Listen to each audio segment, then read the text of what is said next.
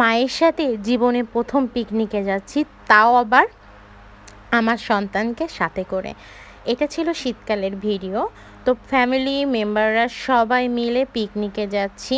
আমার সবচেয়ে আনন্দের বিষয় হচ্ছে সাথে আমার মা যাচ্ছে, মায়ের সাথে প্রথম যাচ্ছি।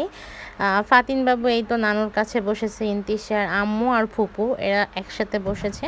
তো সামনের বেঞ্চ, সামনের হচ্ছে সিটে আমি, ছোট ভাবি ইফাত ছিলাম। তো ভাইয়ার বিজনেস করে যেখানে, মার্কেট থেকে ফ্যামিলি মেম্বারদের পিকনিক ছিল। তো সেই পিকনিকে আমরা অ্যাটেন্ড করেছিলাম। আমি ফার্স্ট যাচ্ছি ওদের সাথে পিকনিকে। ছোটোকালের আগে ভাইয়ার সাথে অনেকবার পিকনিকে গিয়েছি, বিয়ের পরে এটা ফার্স্ট হচ্ছে ফ্যামিলির সাথে আবার পিকনিকে যাওয়া। এখানে সব ফ্যামিলি মেম্বার বর্গই পিকনিকে যাওয়া হচ্ছে, খুব মজা করা হয়েছিল। আর শীতকাল ছিল, ভালোই লাগছিল।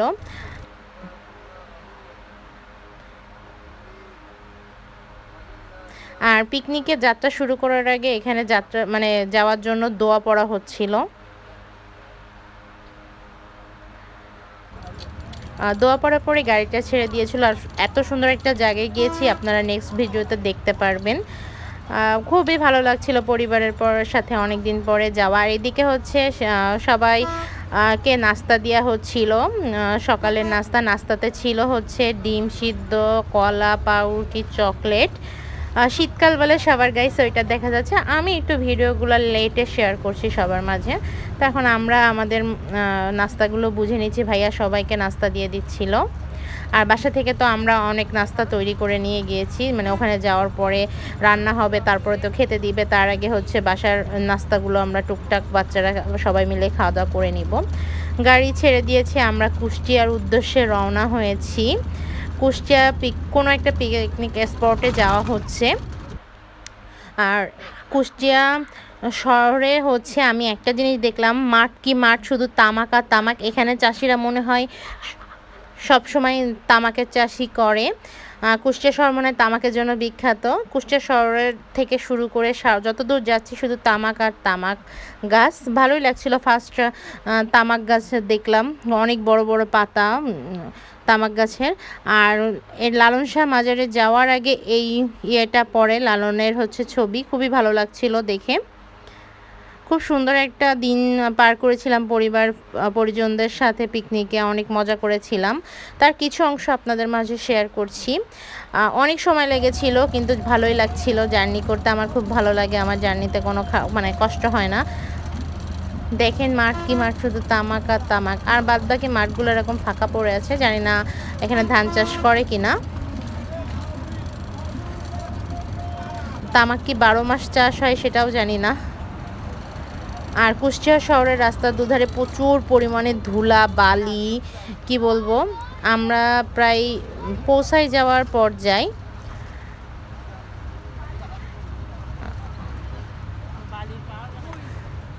সবাই বসে আছে, রাস্তায় অতিরিক্ত ধুলা আর বালু।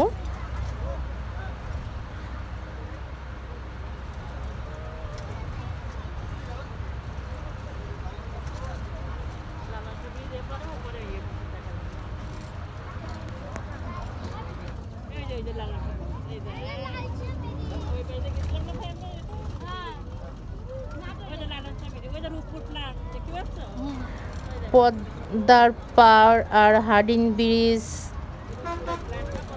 লালন শাহ ব্রিজ সব একসাথে দেখা যাবে। খুবই সুন্দর একটা জায়গায় আমরা গিয়েছিলাম, পদ্মার পাড়ে। তো দেখতে থাকুন আমার ভিডিওটা।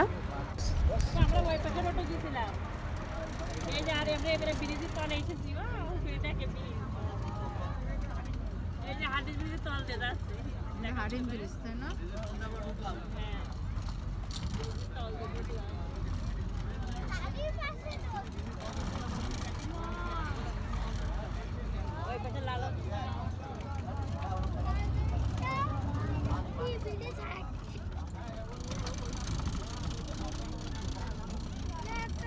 যেদিকে তাকায় সাদার কুয়াশা কুয়াশা লাগছিল। তাপবিদ্যুৎ কেন্দ্রটা এখান থেকে স্পষ্টভাবে বোঝা যাচ্ছিল না, হাফসা হাফসা কুয়াশা কুয়াশা অবস্থায় দেখা যাচ্ছিল। খুবই সুন্দর একটা পরিবেশ এবং খুবই সুন্দর একটা দিন পার করেছি। আর সবচেয়ে আনন্দ লাগছে আমার মায়ের সাথে প্রথম পিকনিকে গিয়েছি। আমার মা মূলত বাসা থেকে তেমন বাইরে যেত না, সেভাবে যাওয়াও হতো না নানু বাসা বা খালামণিদের বাসা রিলেটিভদের বাসা ছাড়া। কিন্তু এখন আমার আম্মু দূরের জার্নি করা শিখে গিয়েছে, পিকনিকে যাওয়া শিখে গিয়েছে, সব কিছুই শিখে গিয়েছে। আস্তে আস্তে মানুষের পরিবর্তন হয়। দুই সাইডে দেখেন ঝাউ গাছ মতন, মানে সুন্দরবনের যেরকম ঝাউ গাছ থাকে ওরকম ঝাউ গাছ মতন, আবার পানি বালু, এখানে বালি উত্তোলন করে। আর রাস্তাটা মাটির বালু দিয়ে রাস্তা করা ছিল। দেখেন রাস্তায় প্রচুর পরিমাণে ধুলো বালি উত্তোলন করছে। জাস্ট খুব সুন্দর পরিবেশটা। হারিম ভাই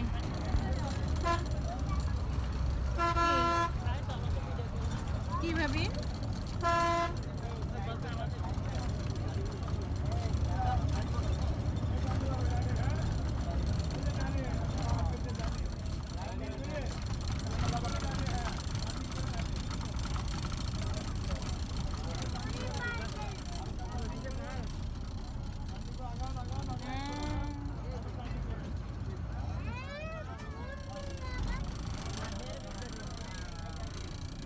পদ্মা চরের মধ্যে না পার্ক?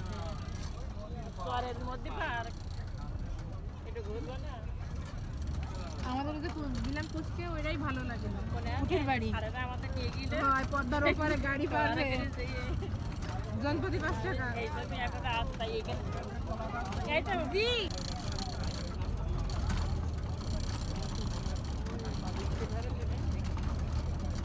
খালি হয়ে গেল। হয় না,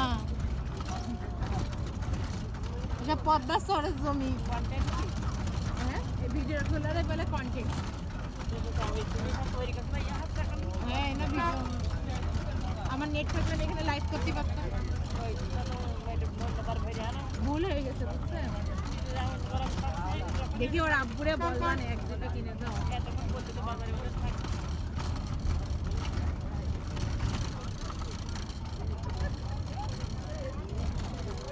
ওটা হাডিন ব্রিজ না ভাবি, কিন্তু ওই ইয়েটা দেখা যাচ্ছে না, কি বলতো।